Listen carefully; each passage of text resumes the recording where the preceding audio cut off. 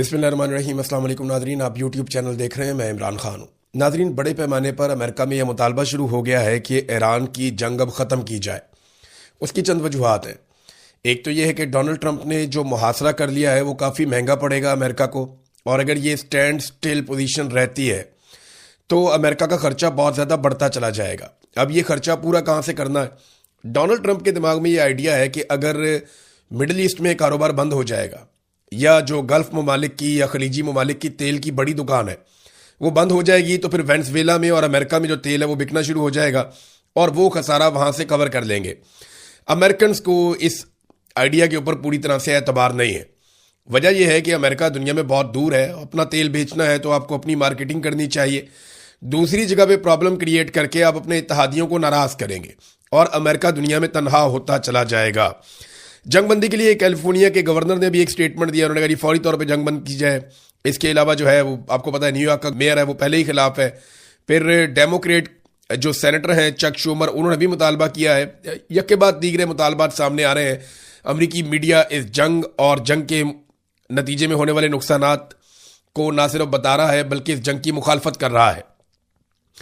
एक और चीज, ये जो मुहासरा अब डोनाल्ड ट्रंप ने किया ना, ये तका देने वाला मुहासरा होगा। और इतने बड़े पैमाने पर फौज को मिडल ईस्ट के अंदर रखना, फिर उनको वहाँ पे एक्टिव रखना, फिर मुहासरे को जारी रखना और फिर बड़ी बड़ी आलमी ताकतों के मफादात से टकराते रहना, ये अमेरिका के मफाद में कभी नहीं होगा। फिर डोनाल्ड ट्रंप ने एक और बात की कि अगर आबनाए हुर्मुज़ खुल भी जाती है तो 6 महीने हमें लग जाएंगे उसको क्लियर करते हुए, क्योंकि अमेरिका ये समझता है वहाँ पे बारूदी सुरंगें हैं।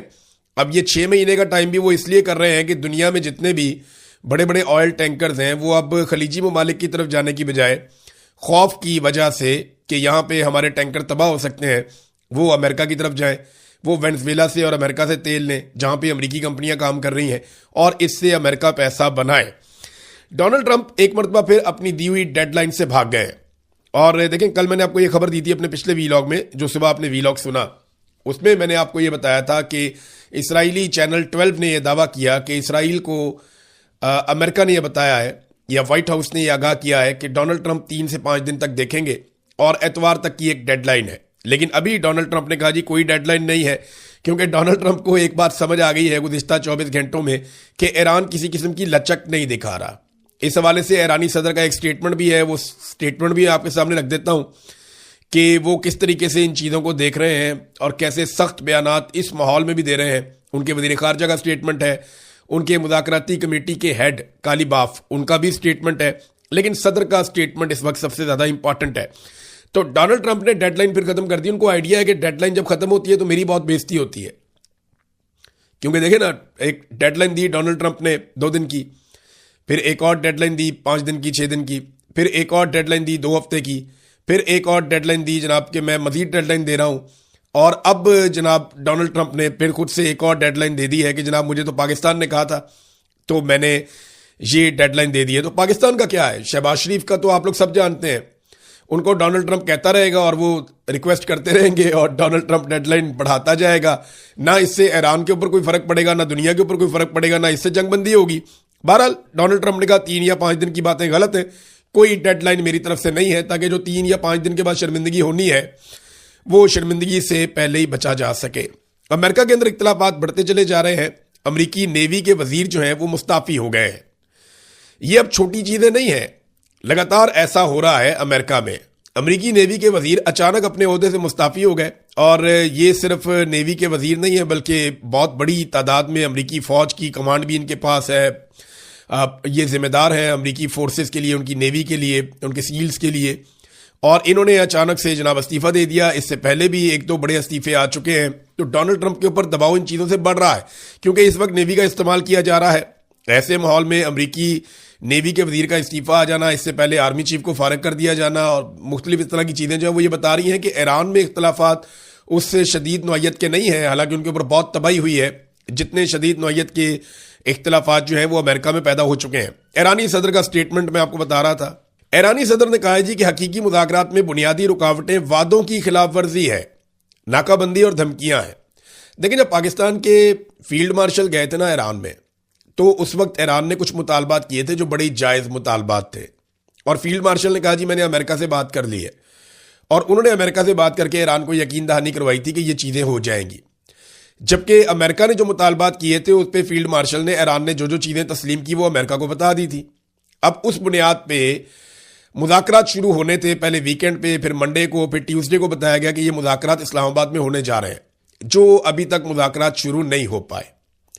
तो फील्ड मार्शल ने जो चीज़ें ईरान को बताई वो पूरी नहीं हुई। अब यहाँ पे एक बदएतमादी पैदा हो गई है। अमेरिकन कहते हैं कि हम ये चीज़ें कभी मानते ही नहीं है। अब बीच में कुछ ऐसे लोग हैं जो ये प्रोपेगेंडा भी कर रहे हैं कि फील्ड मार्शल ने ईरान के साथ गलत बयानी की या उन्हें वो चीज़ें बताई जो अमेरिकन ने उन्हें नहीं बताई थी।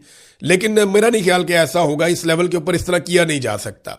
ये डोनाल्ड ट्रंप एक दिन में 4-4, 6-6 बयानात बदल लेता है, तो उससे आप कुछ भी तवक्को कर सकते हैं। मिसाल के तौर पे वो जो खवातीन वाला मामला डोनाल्ड ट्रंप ने उठाया था वो बहुत अजीबोगरीब मामला है। यानी ये अब तो उनकी अदलिया का भी स्टेटमेंट आ गया, जो ईरान की अदलिया है वहां से भी स्टेटमेंट आ गया है इस मामले को लेकर। यानी 8 खवातीन पे डोनाल्ड ट्रंप ने कहा जी कि पहले उन्हें फांसी होने वाली है और उन्हें लटकाया जाने वाला है। खवातीन की उन्होंने तस्वीरें भी लगा दी। उन खवातीन को कोई जानता भी नहीं है। हम ढूंढ ढूंढ के थक गए कि केस चल रहा हो इस शक्ल की खातून के ऊपर या कोई इस तरह का मामला हो, कुछ मिला ही नहीं। फिर ट्रंप ने कहा जी मेरी दरखास्त है कि ईरान इनको फांसी पे ना लगाए, और बाद में ट्रंप ने खुद ही कह दिया जी आज रात को इन 8 खवातीन को फांसी होनी थी, जो फांसी मेरे कहने पर ईरान ने मुलतवी कर दी है, और उनमें से 4 खवातीन को अभी छोड़ दिया जाएगा और बाकी 4 खवातीन को 1 महीने के बाद छोड़ दिया जाएगा। मैं जनाब ईरान का बड़ा एहतराम करता हूं कि उन्होंने मेरा एहतराम किया और मैं इस बात को याद रखूंगा। इस किस्म की बातें डोनाल्ड ट्रंप ने कर दी। अब ईरानी अदलिया पे ये मामला आया, तो ईरानी अदलिया ने 8 खवातीन की सजाए मौत से मुतालिक ट्रंप के दावे को झूठा करार दे दिया। ईरानी मीडिया ने ईरानी अदलिया का हवाला देते हुए बताया कि मैदान में ट्रंप के खाली हाथों ने उन्हें झूठी खबरों का और उनसे कामयाबियां घड़ने पर मजबूर कर दिया है। जिन खवातीन की बात डोनाल्ड ट्रंप कर रहे हैं इनको कभी सजाए मौत सुनाई ही नहीं गई। अमरीकी सदर ने इन 8 खवातीन से मुतालिक गुज़िश्ता रोज भी झूठा बयान दिया था। आज ट्रंप ने कहा कि इनके मुतालबे पर ईरान में इन खवातीन को फांसी की सजा मनसूख कर दी गई है। ईरानी मीडिया के मुताबिक गुज़िश्ता रोज ट्रंप ने बयान दिया था कि अमन मुज़ाकरात से पहले ईरान इन खवातीन को रिहा करे। अच्छा, ये तो डोनाल्ड ट्रंप ने अपने ट्रुथ सोशल पे ही कहा था और ये सारा रिकॉर्ड का हिस्सा है। जबकि जो ईरानी एम्बेसियां हैं दुनिया भर में वो ये कैटेगोरिकली कह रही है कि डोनाल्ड ट्रंप ने आर्टिफिशियल इंटेलिजेंस की खवातीन की जान बचा ली, AI खवातीन की जान बचाई। इसका हकीकत से कोई ताल्लुक नहीं है। नादरीन, ट्रंप की इस किस्म की कार्रवाइयां और बड़े सख्त किस्म के बयानात, कभी ईरान के बारे में सिविलाइजेशन मिटा देने की बात, कभी पूरे मुल्क को धमाके से उड़ा देने की बात, कभी ग्रीनलैंड पे कब्जा करने की बात, कभी यूरोप को धमकियां, कभी नेटो को धमकियां, इन चीज़ों की वजह से अमेरिका का जो तशख़्ख़ुस है वो बहुत बुरी तरह तब्दील हो गया है। मिसाल के तौर पे ये यूरोप से एक सर्वे आया है और यूरोपीय अवाम ने अमेरिका को चीन से बड़ा खतरा करार दे दिया है। अब ये कैसे हो गया? यूरोप में किए गए एक हालिया सर्वे में इंकशाफ हुआ है कि अमरीकी सदर डोनाल्ड ट्रंप के यूरोप मुखालिफ बयानात के बाद यूरोपीय अवाम के ख्यालात में बहुत बड़े पैमाने पर तब्दीली आ गई है। एक बड़ी तादाद अब अमरीका को चीन के मुकाबले में ज़्यादा बड़ा खतरा समझती है। 36% यूरोपीय ममालिक में रहने वाले लोग ये समझते हैं कि अमेरिका यूरोप के लिए बड़ा खतरा है, जबकि 29% ये समझते हैं कि चाइना यूरोप के लिए बड़ा खतरा है। हालांकि माजी में रशिया और चाइना को बड़ा खतरा समझा जाता था, लेकिन अब बड़ा खतरा अमेरिका को समझा जा रहा है। ये अमेरिका ने अचीव किया गुज़िश्ता सिर्फ चंद महीनों में। डोनाल्ड ट्रंप ने बड़ी रफ्तार से ये काम दिखाया। अच्छा, इसमें हम कुछ कैरेक्टर्स को भूल नहीं सकते। इनमें एक किरदार तो पेड्रो का है, जो स्पेन के वज़ीर आज़म है। ये बहुत दलेर आदमी है, बड़ा खुलकर बात करता है और सही बात करता है, टका कर बात करता है, तो बड़ा मकबूल भी है। और फिर इसके बाद मैक्रोन को इसके रास्ते पे चलना पड़ा, दीगर रहनुमाओं को इसके रास्ते पे चलना पड़ा, क्योंकि यूरोप में ये बहुत मकबूल हो गया। फिर जॉर्जिया मेलोनी, आपको याद होगा वो खातून जब शहबाज शरीफ साहब सलूटे मार मार के डोनाल्ड ट्रंप की अंधाधुंध तारीफें कर रहे थे, उस वक्त एक खातून पीछे मुंह पर हाथ रखकर खड़ी थी, जॉर्जिया मेलोनी। वो वहां पे तो चुप करके खड़ी थी हाथ मुंह पे रख के, लेकिन जब आप उन्हें बोलते हुए सुने तो आपको आइडिया होता है कि ये कितनी बड़ी लीडर है और कितना जबरदस्त तरीके से बोलती है। वो खातून ने भी एक रोल प्ले किया।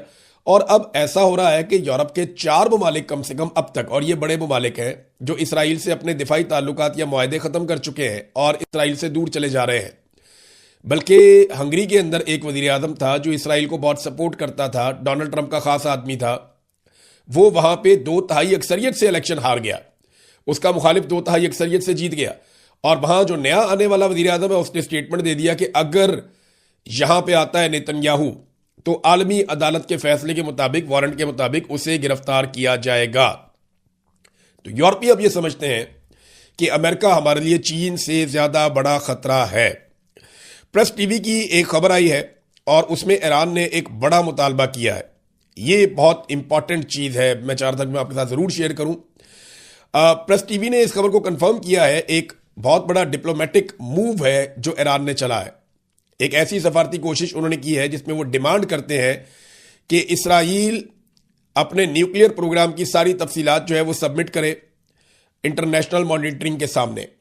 यानी IAEA जो है वो ईरान के तो पीछे पड़ा हुआ है, पाकिस्तान के पीछे भी बड़ा अरसा पड़ा रहा, लेकिन खामोशी के साथ इसराइल ने कितने हथियार बना लिए, एटमी कुव्वत कैसे बना, उसके बाद कितने हथियार हैं और कितने एटमी वॉरहेड्स हैं, इसके ऊपर किसी ने तवज्जो नहीं दी, बल्कि मगरिब सारा का सारा चुप करके बैठा रहा।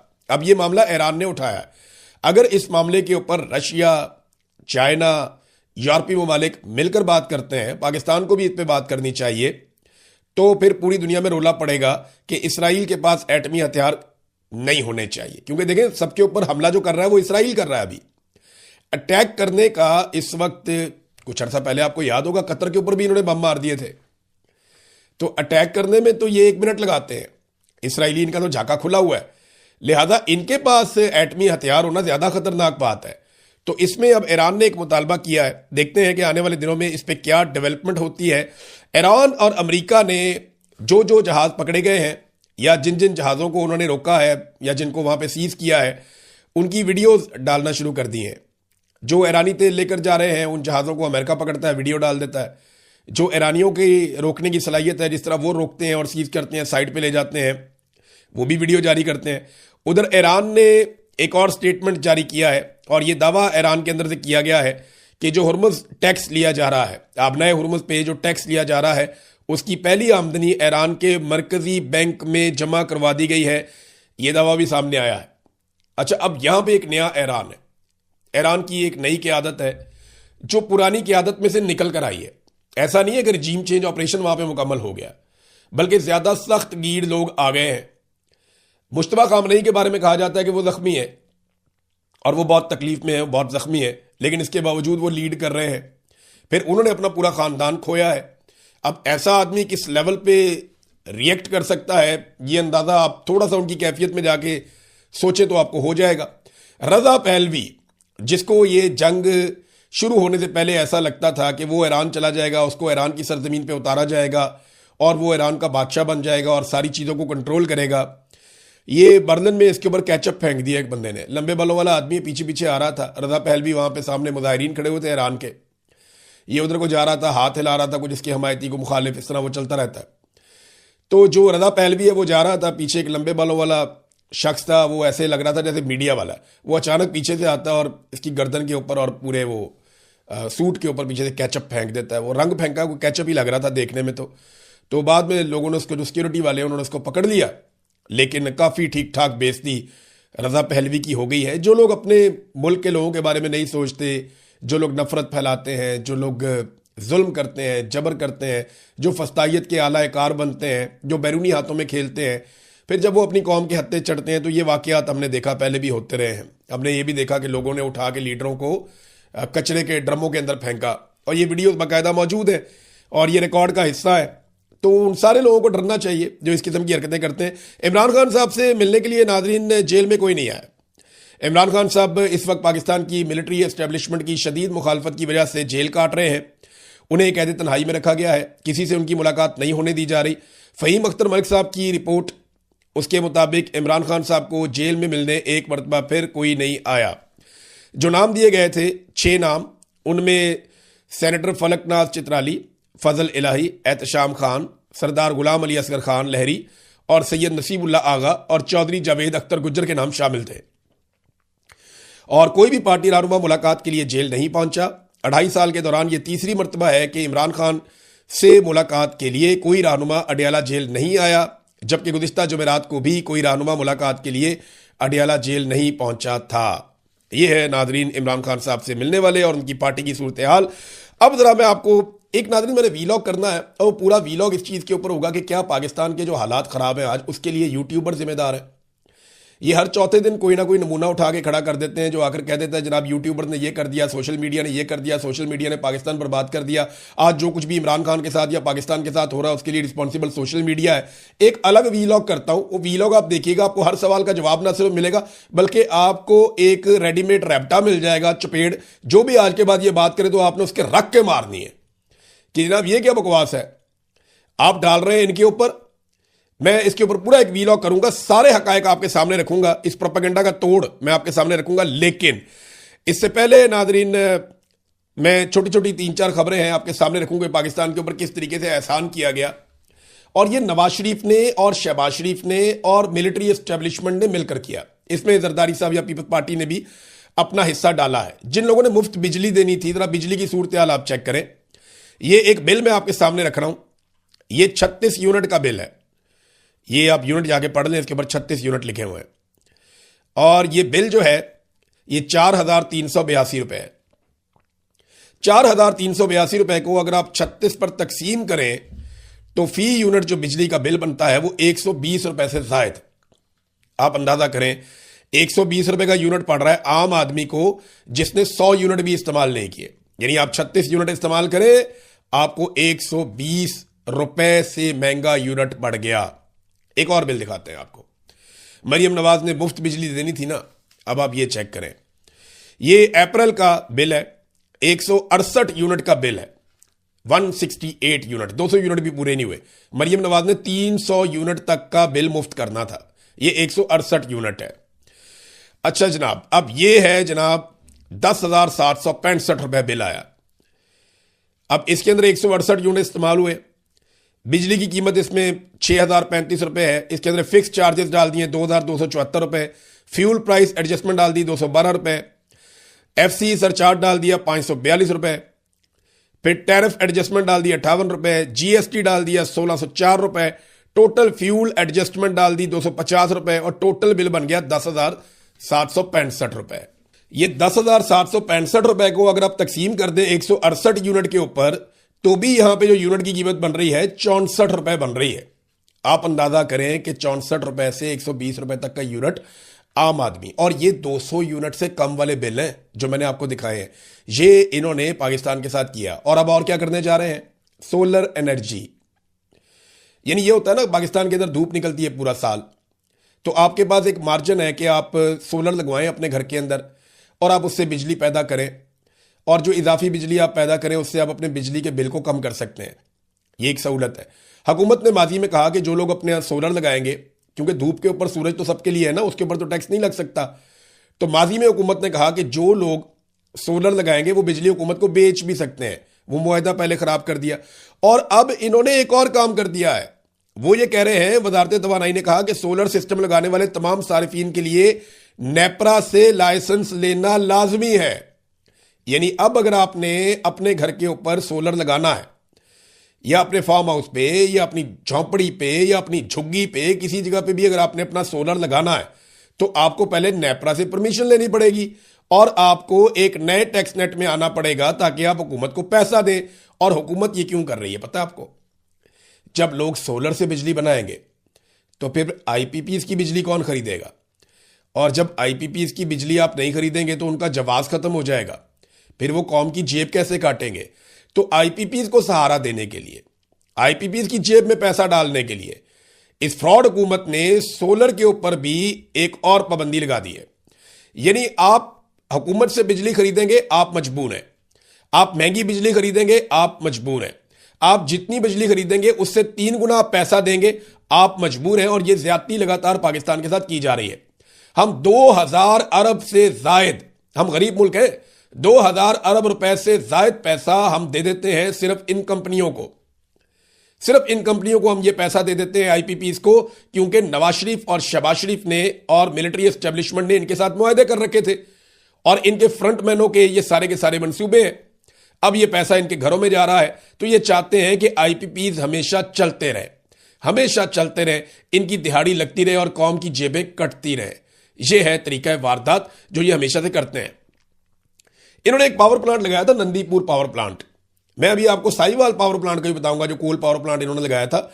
उस वक्त मैंने शहबाज शरीफ को जाती हैसियत में मना किया था कि यह काम मत कीजिएगा, लेकिन ऐसी तबाही फेरी उन्होंने, क्योंकि एक्सपर्ट्स की रिपोर्ट्स आ रही थी, मैंने सारी स्टडी की थी, हर चीज ला के उनके सामने शहबाज शरीफ के रखी थी, लेकिन वो नहीं माना ना, पैसा बहुत था। अब नंदीपुर पावर प्रोजेक्ट उन्होंने लगाया, सिर्फ 95 मेगावाट बिजली बनी है उससे, बस सिर्फ उससे 95 मेगावाट बिजली इन्होंने पैदा की, और एक ही मरतबा पैदा की। 4 दिन के बाद जनाब ये पावर प्लांट बंद हो गया। इनकी नाअहली की वजह से ये पावर प्लांट बंद हो गया और ये आज तक बंद पड़ा है। अपनी जान बचाने के लिए इन्होंने इसके रिकॉर्ड को आग लगा दी, और जो इसका इंचार्ज था उसको सदारती अवार्ड भी दे दिया। अंदाजा करें आप, ये है नाजरीन इनका काम। इन्होंने कौम को, मुल्क को ऐसे लूटा है कि जैसे कोई डाकू भी नहीं लूटता, जो इन्होंने इस मुल्क के साथ कर दिया। नेक्स्ट व्लॉग में और कुछ चीजें आपको बताऊंगा। अब तक के लिए इतनी, अपना ख्याल रखिएगा, अपने चैनल का भी। अल्लाह हाफ़िज़।